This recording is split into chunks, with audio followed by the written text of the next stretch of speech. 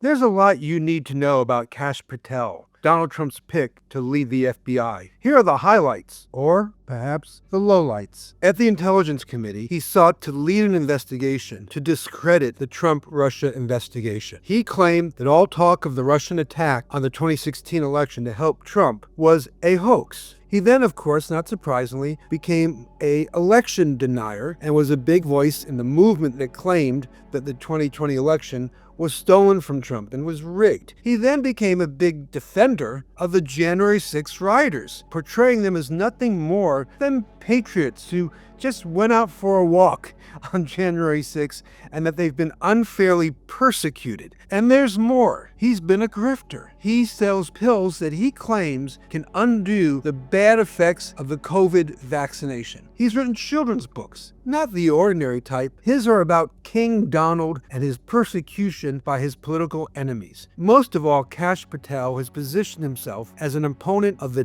deep state. There's no such thing. And like Trump, he's bent on revenge. He put on basically a hit list of people who've been in the deep state who ought to be prosecuted, using the Justice Department and the FBI to go against Donald Trump's critics and political foes. And that includes the media. And there's even more. As he worked for Donald Trump's social media company, he reached out to the QAnon movement. He even embraced it. The QAnon movement has sparked multiple acts of violence, well over 100. And it's the FBI's job to stop violent crime. Should he end up in this position, it could cause tremendous damage to the FBI, but more importantly, if he uses the FBI to focus on revenge against Trump's political enemies, what does that mean for the FBI in terms of countering terrorism domestically and abroad, dealing with violent crime, dealing with espionage? I've been reporting on Kash Patel, particularly his connections to QAnon, and you can read all about it at motherjones.com.